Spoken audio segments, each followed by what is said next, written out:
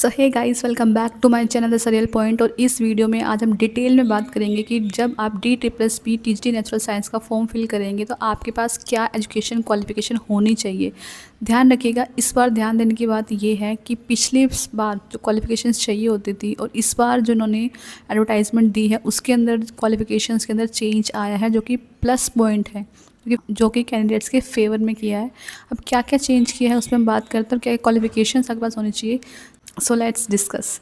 सो हमारे पास 3 क्वालिफिकेशन उन्होंने मेजरली बोली है। पहली है कि आपके पास बैचलर्स डिग्री होनी चाहिए इस कंसर्न सब्जेक्ट के अंदर। कंसर्न सब्जेक्ट क्योंकि हमारा टीजीटी नेचुरल साइंस है, तो नेचुरल साइंस है तो जो कंसर्न सब्जेक्ट यहाँ पे होगा वो होगा आपका फिजिकल साइंस या फिर नेचुरल साइंस, ठीक है।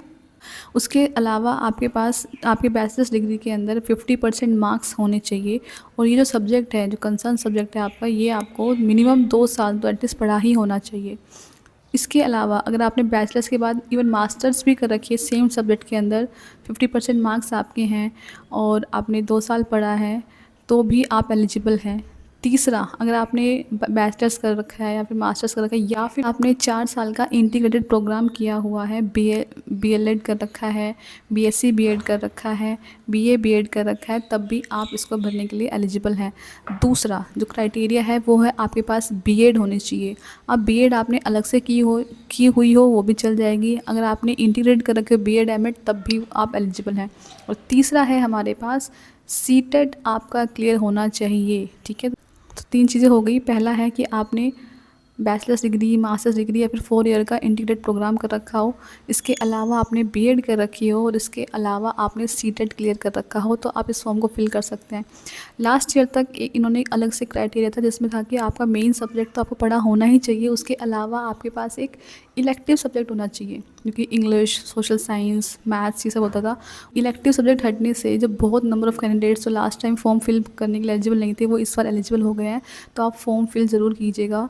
और अब बात करते हैं कि जब मैं बात करती हूँ मैम नेचुरल साइंस या फिजिकल साइंस में क्या आता है, कि क्या जिसने सिर्फ सिंपल प्रोग्राम कर रखा है, BSc प्रोग्राम कर रखा है, कि वही एलिजिबल है और नहीं है। तो फिजिकल साइंस में कौन कौन एलिजिबल है, नेचुरल साइंस में कौन कौन एलिजिबल है, वो हम बात कर लेते हैं। तो अगर आपने बैचलर्स, मास्टर्स या फिर इंटीग्रेटेड प्रोग्राम कर रखा है फिजिक्स के अंदर, केमिस्ट्री के अंदर, बायो के अंदर, botany, even zoology, anthropology, life sciences, electronics, biotechnology, biochemistry, biomedicines, molecular cell biology, microbiology, applied sciences and geology, इनमें से किसी भी एक में अगर आपने आपका बैचलर्स या मास्टर्स या फिर इंटीग्रेटेड प्रोग्राम कर रखा है तो आप इस फॉर्म को फिल करने के लिए एलिजिबल हैं। सो आई होप आपके सारे डाउट्स क्लियर हुई होंगी। फिर भी कोई भी डाउट अगर आपकी है तो आप कमेंट सेक्शन में कमेंट कर सकते हैं, आते हैं वहाँ पे। आई ट्राई माई बेस्ट कि मैं आपके सारी क्वेरीज़ का आंसर दूँ। Thank you so much.